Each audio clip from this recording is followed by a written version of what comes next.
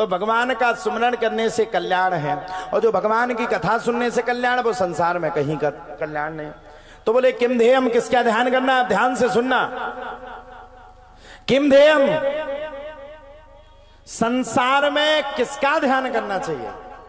जन्मादिश्यतोऽन्वयादितरतस् चार्धेष्वभिज्ञः सूरा तेने ब्रह्म हृदय आदि कवये मुह्यन्ति यत् सूरयः श्रीतेजो वारिमृदां यथा विनिमयो यत्र सर्गो मृषा धाम्ना स्वेन सदा निरस्त कुहकम सत्यम परम धीमहि।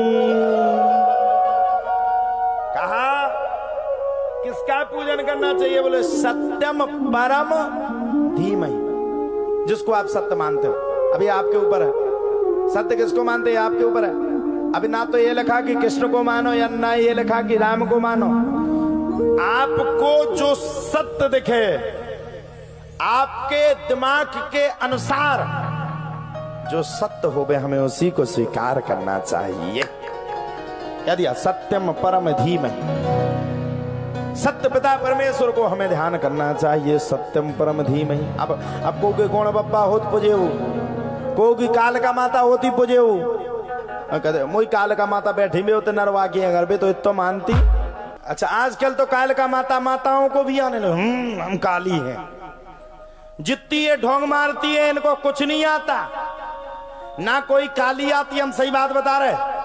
उनने देखो आदमी दब नहीं रहो, आदमी कैसे दबे? खाजे तो कछुए ने देखो आदमी में मान नहीं दे पा रहे, सो काल का माता के चक्कर में लगे सपाटी, लगे सपाटी, लगे सपाटी। और कछु आदमी तो इतने उल्लू होत की घरवाई खाते होता भरे हो में मुड़ी धर के घरवाई के पांव फटकार दी, और काली आ गई।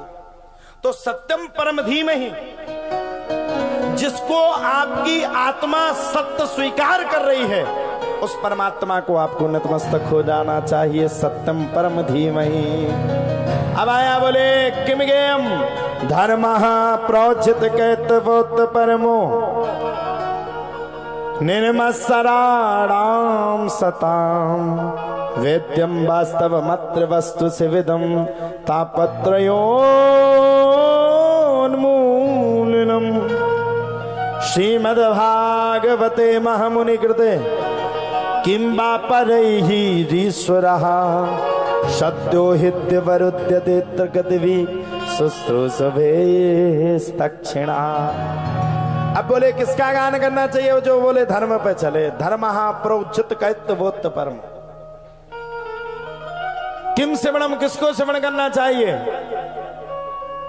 निगम कल्पतरोर गलतम फलम सुकुमखाद मृतदेव संयुतम पिबत भागवतम रसमालयम मुहुरहो। रस का वो विभाव कहा। साहब, ये जो भागवत का फल है ना, ये सड़ा हुआ फल नहीं है, ये गला हुआ फल है। आप लोगों ने देखा होगा आपके घर में जो तोता रहता है, धीरे धीरे करके वो बोलने लगता मिट्ठू चित्रकूटी दूध रोटी, बोलता ना मिट्ठू चित्रकूटी दूध रोटी। जितना उसको सिखाया जाता है, वह तोता उसके अनुसार उतनी ही बात को बोलता है। ठीक उसी प्रकार से भागवत की कथा में सुखदेव रूपी तोता का विराजमान हुआ, आगमन हुआ।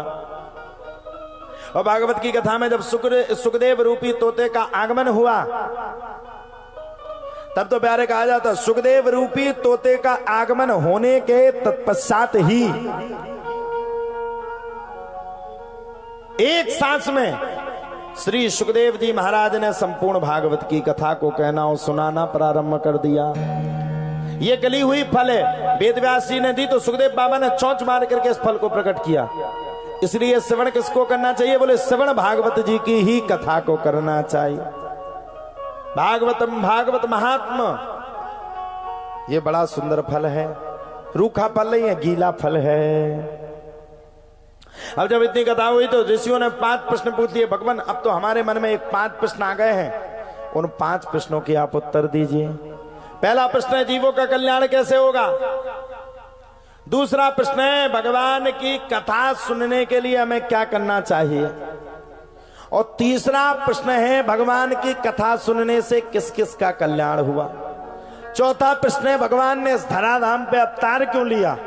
और 5वां प्रश्न है भगवान के जाने के बाद धर्म किसकी शरण में गया। और 6वां प्रश्न है आप भगवान ने इस धराधाम पे कितने अवतार लिए। सूजी महाराज कहते ऋषियों तुमने तो इतना पूछ डाला जिसकी कोई सीमा नहीं। अच्छा पहले के ऋषि सुनने के लिए तैयार रहते थे, कोई सुनाता था तो वो सुनते थे। आज के ऋषि सुना सुना करके परेशान है, कोई सुनने के लिए तैयार नहीं। अच्छा हमसे बड़े अगर हमें डांटे, हे बेटा ये काम मत करो, चुप रहो तुम, बुढ़ापे में सटे आ गए। अरे भैया उसके बाल सफेद हो गए, जीवन का अनुभव उसे लाख गुना तुमसे ज्यादा है, क्योंकि जिस जिंदगी को तुम जी रहे हो उस जिंदगी को उसने जी करके आगे बढ़ा दिया है। कहते ना उन्हें कौन कछु पता है, वो तो सटे आ गए।